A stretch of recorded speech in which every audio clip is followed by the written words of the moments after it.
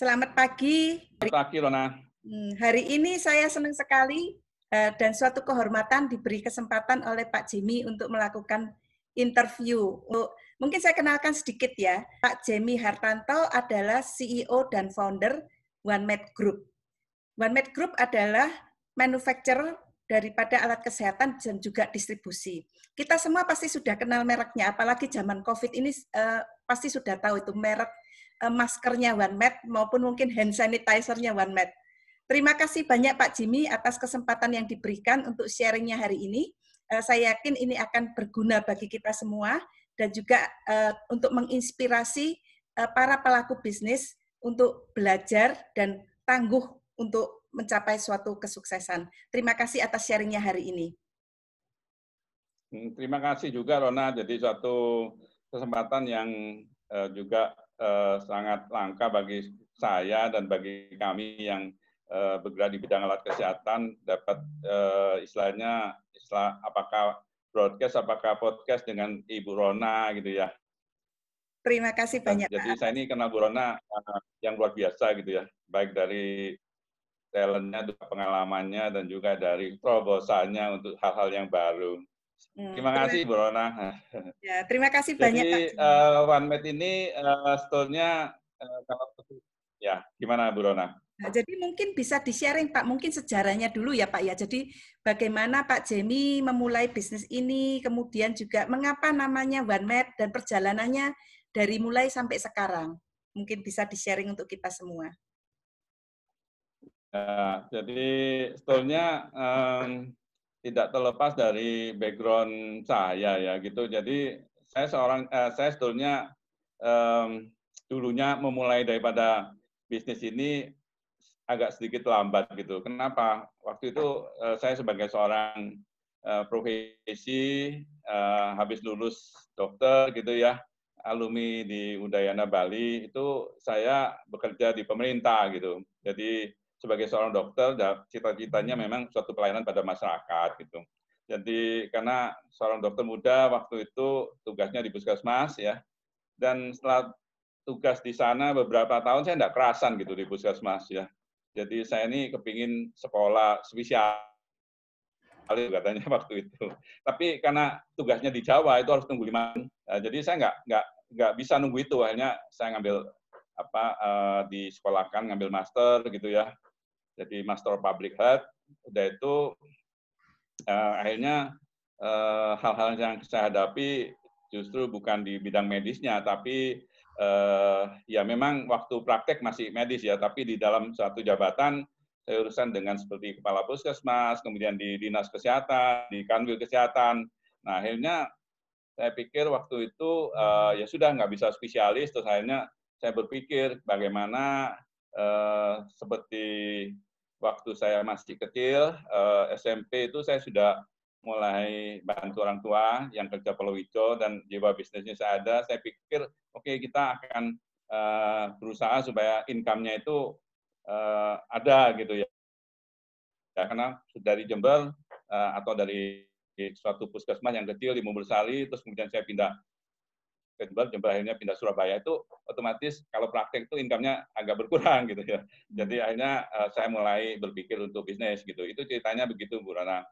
Jadi dari sana perjalanannya tidak sesemut yang dikira gitu ya. Saya bisnisnya macam-macam waktu itu.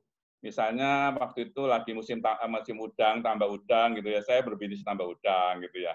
Tapi karena memang pengetahuan tentang tambah udang tidak terlalu banyak, akhirnya saya jual. Terus bisnisnya ada bisnis lagi, bisnis kayu misalnya. Saya kerja di kayu, ekspor kayu ya. Terus kemudian tapi juga akhirnya saya jual. Kemudian juga ekspor waktu itu fashion. Jadi saya masuk di fashion, tapi karena juga tidak terlalu tahu, akhirnya saya jual juga. Nah, yang terakhir ini kita masuk di obat-obatan dulu, sebelum masuk di Alkes. Nah, waktu di obat-obatan, kita masih sampai sekarang masih di obat itu jadi distribusi farmasi, dan cita-citanya buka pabrik obat. Nah, tapi oleh seorang dari Kementerian Kesehatan, jangan obat karena pabrik obat sudah banyak. Ayo kita di bidang alat kesehatan aja, karena waktu itu betul-betul masih bisa dihitung dengan jari untuk bisnis pabrik alat kesehatan. Itu awalnya ceritanya begitu. Tapi beberapa kejadian di puskesmas yang membekas pada diri saya bahwa di Indonesia ini sangat kurang sekali yang memproduksi alat kesehatan dan kita kekurangan. Jadi kita sangat tergantung pada luar negeri waktu itu. Misalnya contohnya waktu di puskesmas itu saya cuma dijatah 1 hari itu dapat 2 alat suntik yang kita bilang sepuet atau bilang alat siring gitu ya, untuk menyuntik kira-kira 50 pasien gitu. Nah, itu tentunya jarumnya juga tidak diganti, hanya didesinfektan dengan alkohol gitu ya. Terus akhirnya waktu itu sedikit membuat tuh istilahnya apakah suatu trauma, apakah suatu kesan gitu ya. Wah, ini kita suatu saat harus mempunyai cita-citanya, ada suatu cita-cita, kita harus mempunyai suatu pabrik alat kesehatan atau alat suntik sendiri gitu loh. Itu terbayangkan pada waktu itu, waktu tugas di puskesmas gitu loh. Nah, pada waktu kami sudah mulai usaha, nah bayang-bayang itu menjadi suatu cita-cita. Itu ceritanya gitu. Akhirnya awalnya itu OneMed itu yang terkenal adalah sebetulnya tes hamilnya. Kalau kita bawa logo OneMed kemana-mana ditanya sama kalau ada toko cewek itu, oh tes hamil ya. Jadi kita agak malu juga waktu itu karena saya masih bujang ya.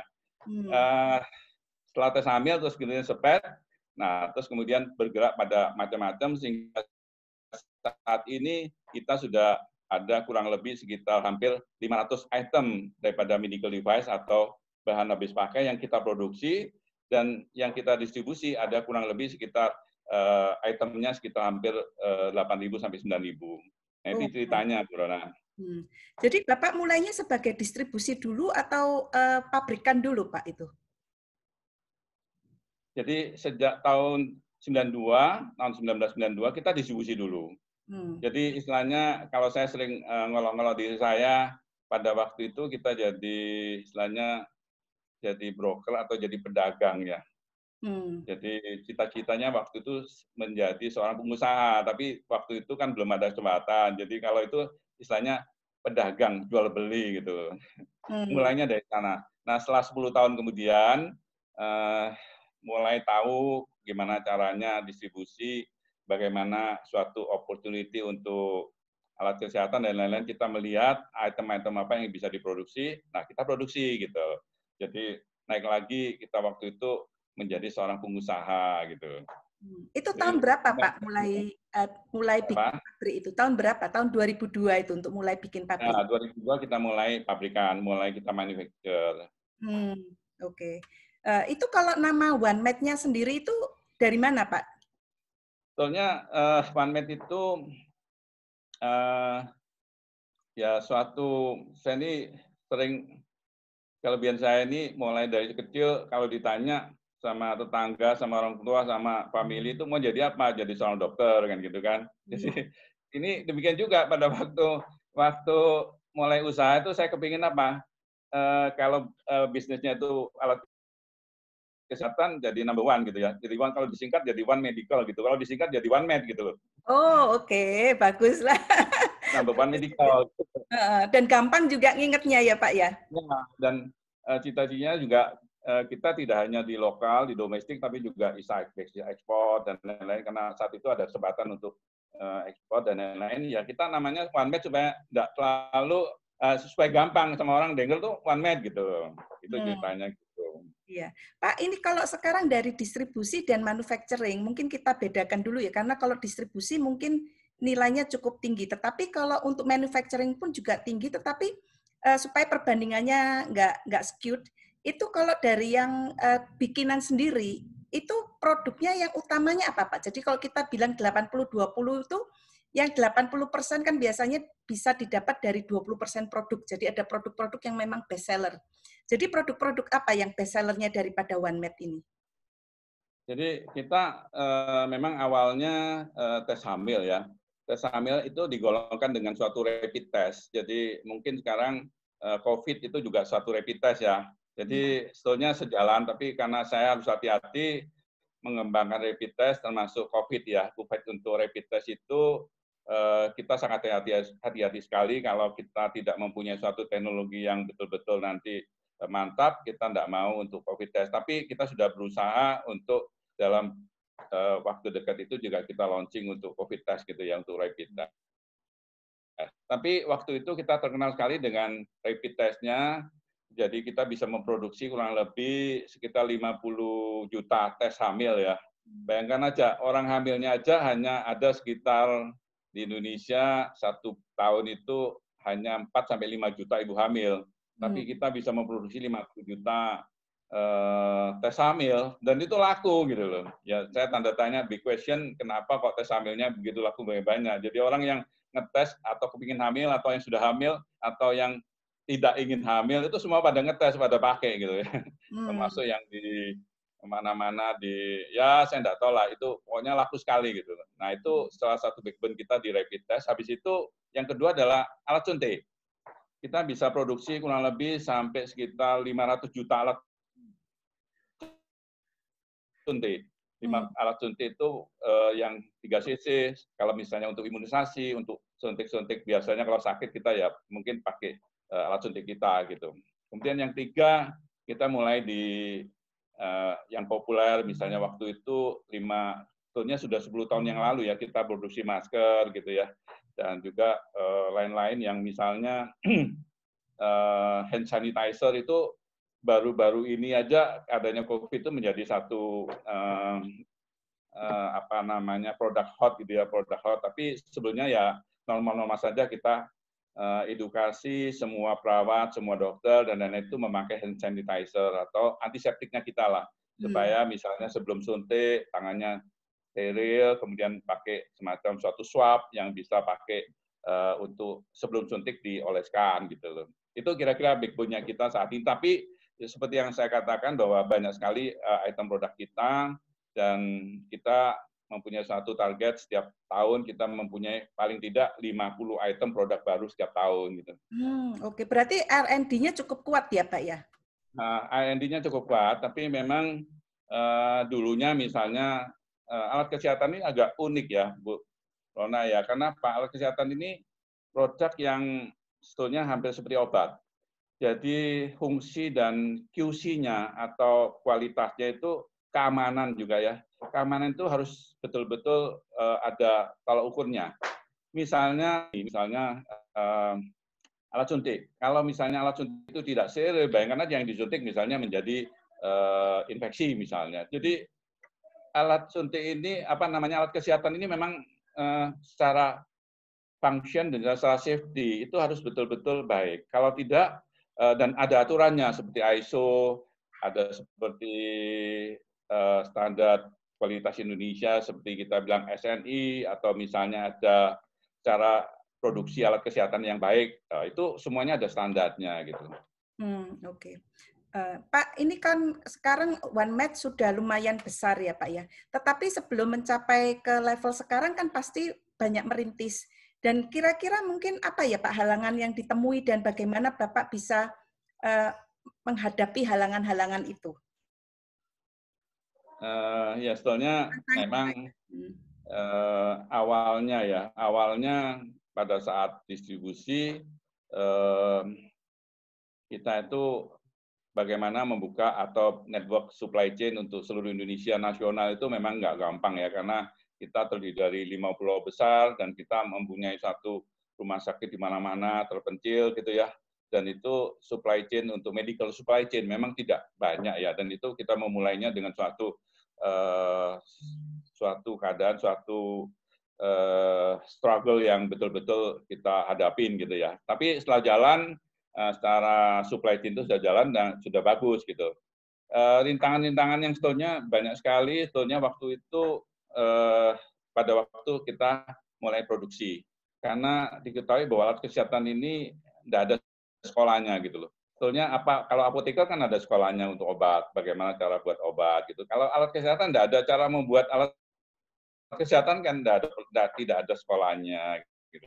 Nah, gimana cara sekolahnya kita itu waktu itu saya ke pabrik-pabrik gitu ya. Kita itu misalnya saya belajar lihat ke pabrik ke Taiwan, ke Malaysia, ke Thailand, ke Bangkok ya, dan juga ke China ya, dan juga ke Eropa. Kan kita lihat sering pameran dan belajar sama mereka. Ini teknologi gimana dan terusnya beli mesin mereka ajarin.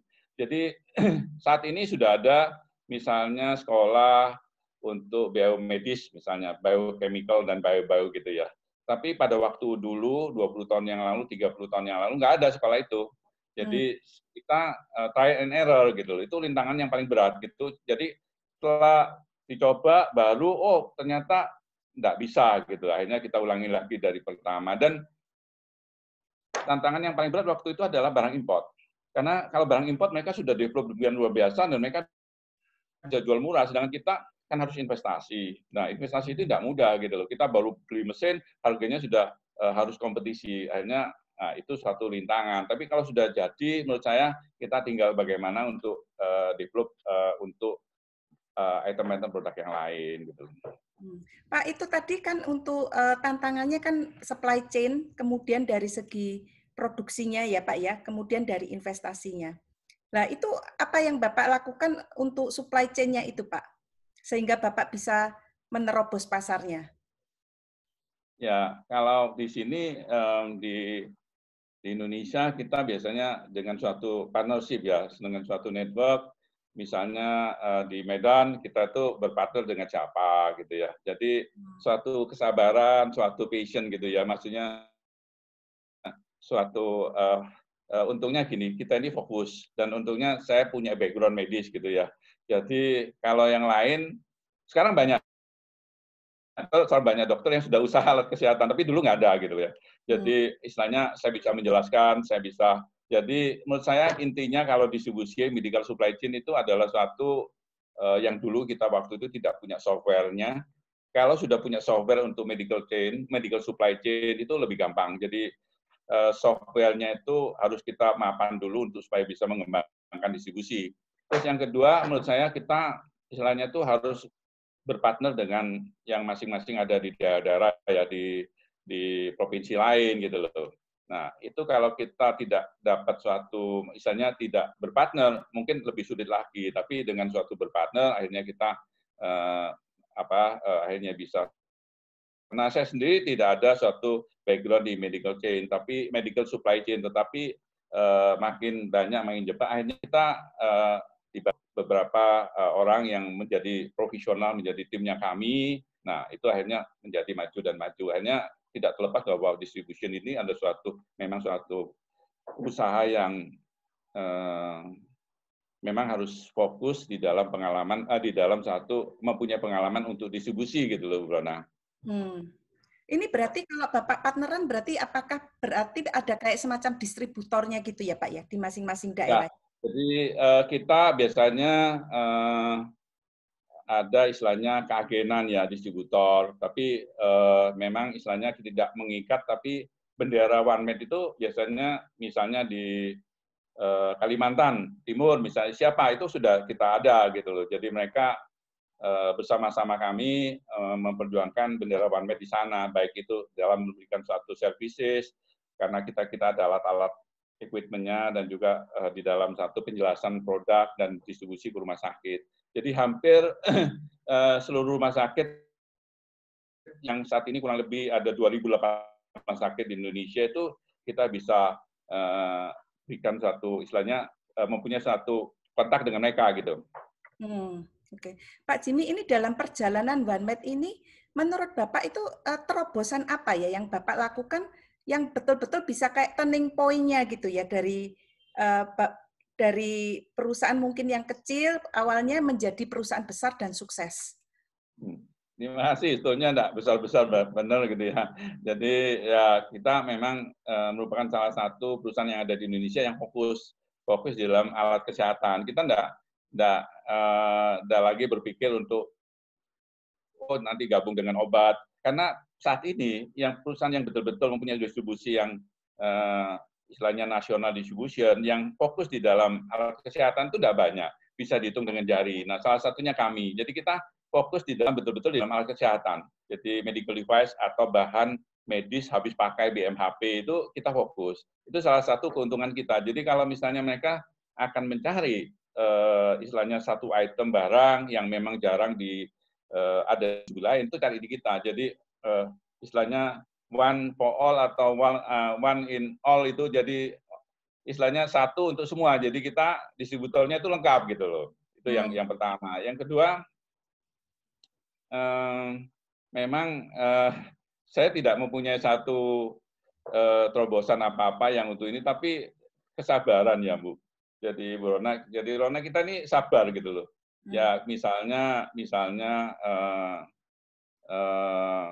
apa namanya produknya misalnya, oh ya nih produknya misalnya nanti tidak laku mau dikembalikan misalnya, ya kita sabar ya, kita kasih pengertian gimana caranya. Jadi menurut saya kesabaran itu yang setelah sekian tahun, 30 tahun di distribusi, akhirnya kita ya berhasil lah untuk alat kesehatan ini gitu.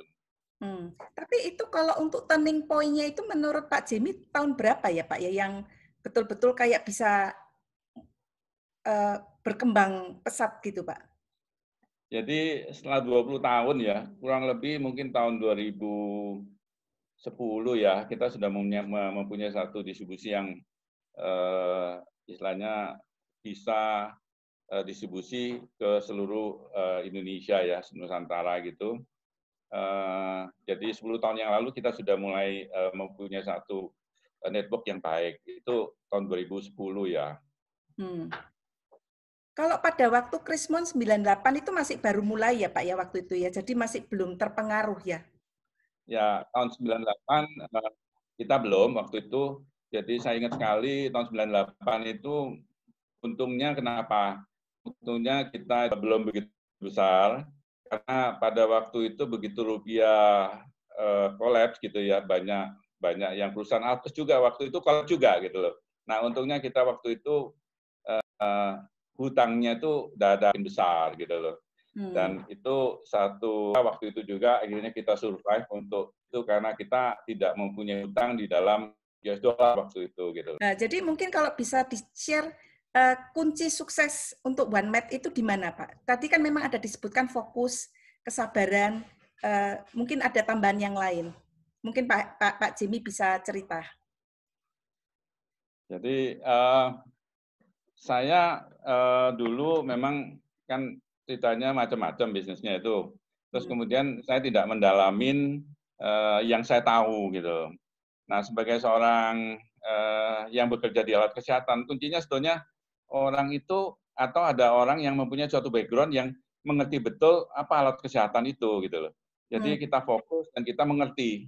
Nah, itu mungkin salah satu key point daripada gimana orang yang bekerja di bidang Alkes, dia harus tahu, atau paling tidak mempunyai satu background yang tahu tentang alat kesehatan. Itu penting.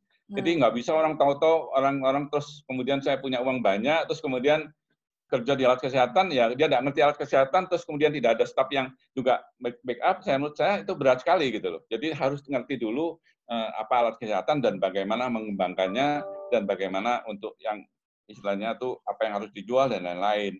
Nah, kuncinya ya juga yang kedua menurut cita-cita ya, atau suatu mimpi gitu ya. Kalau saya pikir kalau sekali bekerja di dalam satu bidang ya seharusnya kita harus menjadi satu besar gitu ya. Jadi from nothing to something gitu ya menurut saya ya. Kalau sudah ada sesuatu yang kita punya, ya betul-betul kita minta di suatu besar dan kita menguasai. Makanya number one medical itu merupakan satu cita-cita gitu ya. Jadi kalau sudah mempunyai suatu share market yang besar, nah kita tinggal harus mempunyai apa yang bisa kita kembangkan lagi. Dan jadi tidak boleh mandek gitu loh. Kalau kita mandek, bisnis alat kesehatan ini akan ketinggalan gitu. Jadi makanya saya bilang bahwa setiap tahun kita harus ada new development product atau suatu 50 item produk yang lain. Supaya, karena sekarang pemain alat kesehatan itu banyak, dan dulunya misalnya hand sanitizer yang terakhir-terakhir ini, kalau dulu hanya mungkin paling-paling yang produksi mungkin tidak sampai 10 ya, tapi kalau sekarang semuanya pada terjun di hand sanitizer mungkin ada 300 perusahaan gitu ya. Nah kalau kita yang hanya coba-coba hand sanitizer itu hanya tidak akan berkembang. Jadi harus kita tekuni selanjutnya apa yang harus dikembangkan untuk hand sanitizer itu gitu. Itu ceritanya begitu. Jadi sustainable daripada satu produk, daripada suatu perusahaan alkes ini harus terus menerus dan nggak boleh grafiknya itu mandek gitu loh, nggak boleh diam gitu loh. Jadi tadi yang di-share oleh Pak Jimmy berarti satu itu kita harus ada background atau know-how-nya ya Pak ya. Jadi Ya, tidak memulai betul. bisnis asal punya modal, ya kan? Kemudian yang kedua itu adalah visinya. Jadi mimpi apa yang dipunyai, ya kan? Ya, Kemudian yang betul. ketiga itu adalah grow mindset dan juga growing terus untuk produk-produk yang dihasilkan sehingga tidak ketinggalan zaman, ya. Nah, ini Betul, dengan Bruna. adanya COVID begini, impact-nya terhadap OneMed itu apa, Pak? Mestinya jauh lebih baik ya, karena memang kita tidak harapkan adanya pandemi, tetapi kebutuhan akan barang-barang kesehatan ini kan meningkat ya, Pak ya? Ya, memang banyak perusahaan alkes yang tidak ada item-item COVID itu sekarang lagi sepi ya, Bu ya. Jadi di COVID ini memang ada beberapa item yang terus dicari, seperti salah satunya masker. Masker ini dulu orang pakai masker aja kan sulit. Di rumah sakit aja disuruh pakai masker aja sulit gitu loh. Tapi sekarang suatu kebutuhan, baik itu di rumah sakit ataupun di masyarakat awam itu juga suatu kebutuhan gitu. Jadi menurut saya akan suatu grafiknya akan suatu tren di mana bisnis masker ini akan terus meningkat gitu. Dan dari masker medis menjadi masker non medis dan masker kain dan macam-macam ya dikembangkan jadi masker yang mungkin yang art gitu ya yang dengan bordir-bordir yang harganya 1 juta. Jadi kesempatan bisnis masker itu banyak sekali. Hmm. Dan tadi ceritakan bahwa seperti hand sanitizer. Hand sanitizer itu kita mengedukasi di rumah sakit itu sulit sekali dulu. Nah, tapi sekarang suatu kebutuhan dan memang semua orang harus cuci tangan dengan air bersih, tapi kalau tidak ada air bersih ya kita harus dengan satu antiseptik atau suatu hand sanitizer dengan base-nya yang alkohol dan lain-lain. Akhirnya menjadi berkembang. Menurut saya dengan adanya COVID ini yang terkait dengan yang ada produk COVID-nya itu pasti akan tumbuh, tetapi yang tidak ada COVID-nya itu akan sepi gitu. Ya. Pak, ini kan sekarang udah lumayan besar meskipun mungkin ini pertanyaan saya berikutnya itu what's next? Apa impian Pak Jimmy selanjutnya dan rencana selanjutnya? Nah, impian saya sebetulnya ya belum berani saya ceritakan, tapi suatu cita-cita demikian kalau misalnya kita ya istilahnya kalau bisnis keluarga ini kan seterusnya ada uh, the next generation gitu ya, second generation, third generation gitu. Cita-cita saya sebetulnya sangat sederhana, bisnis ini bisa diteruskan oleh anak-anak saya gitu ya, dan nanti bisa dikembangkan lagi lebih besar dan kita bisa berpartner dengan perusahaan atau pabrikan dari luar negeri, bisa diekspor dan lain-lain sehingga menjadi lebih besar lagi gitu. Jadi kita sudah mulai restrukturisasi perusahaan, kita sudah mulai mengembangkan istilahnya yang gimana akuntabel gitu ya, atau suatu open gitu ya, open dalam perusahaan itu transparan untuk bisa dilihat dan lain-lain. Nah, untuk next-nya kita akan lihat nanti next year itu tahun depan itu gimana gitu Bro. Nah, tapi kita akan mempersiapkan bahwa perusahaan ini akan berkembang untuk the next generation gitu. Apakah ada mimpi kayak nanti menjadi global brand, Pak? Jadi tidak hanya mungkin di Indonesia, tetapi banyak juga ekspor dan menguasai dunia gitu. Enggak. Itu sih cita-cita, tapi yang namanya OneMed itu kan number one medical gitu ya. Tentunya cita ada, tapi kan kita kalau hanya mimpi aja, kalau hanya suatu mimpi besar, tapi tidak ada suatu aktivitas, tidak suatu pada apa yang kita mimpikan, itu kan percuma gitu loh. Itu saya nekankan pada justru mimpi ada, tapi pekerjaan atau suatu aktivitas yang harus dikerjakan itu terus jalan gitu, jangan mandek gitu loh. Itu jadi mempunyai satu cita-cita ya, memang supaya perusahaan ini menjadi lebih besar dan lebih besar lagi dan bisa diteruskan istilahnya memberikan suatu pelayanan. Karena visi kita sebetulnya bukan hanya mengembangkan suatu produk dan lain-lain, juga memberikan suatu pelayanan terutama pada kesehatan. Dan ini menjamin suatu atau mendukung suatu health services ya, suatu health services makin lebih baik gitu. Oke. Pak, ini mungkin sebelum kita tutup, mungkin kalau Pak Jemmy ada yang ingin di-share yang kita belum cover sejauh ini, Pak? Sebetulnya sudah, Bu Rona. Jadi ini sesuatu yang istilahnya baru bagi saya untuk broadcast gini. Tapi yang paling penting bahwa cita-cita visi kita itu tidak hanya suatu proja, tapi kita memberikan suatu pelayanan. Nah, akhirnya cita-cita saya juga misalnya kita sudah mendirikan rumah sakit, meskipun yang belum rumah sakit ini belum dibuka ya karena COVID ini, tapi next-nya itu kita mempunyai suatu istilahnya apa ya, suatu pelayanan bahwa kita ini juga betul-betul real melayani masyarakat dengan bentuk suatu health services gitu, healthcare gitu untuk sambungan dari hulu ke hilir untuk supaya apa sih? Yaitu cita-citanya kan supaya apa? Supaya health for all, supaya semuanya sehat dan lain-lain. Nah itu kira-kira. Nah untuk generasi yang akan datang, menurut saya ya yang paling penting itu yang tadi saya ceritakan bahwa kalau kita bisnis di dalam satu alat kesehatan ini ya kita harus fokus, jangan yang aneh-aneh nanti biasanya the second generation tuh kan tengnya yaudah misalnya ini lagi musim sepeda kita usaha sepeda misalnya itu saya nggak mau gitu. Jadi kita tetap fokus pada bisnis call-nya kita gitu. Oke. Itu dari saya.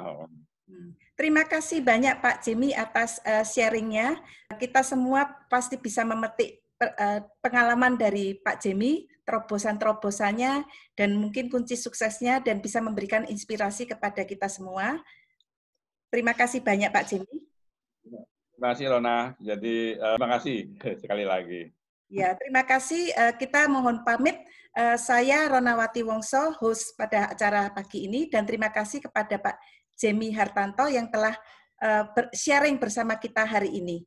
Terima kasih banyak, Pak Jemmy. Pagi, Bu Rona.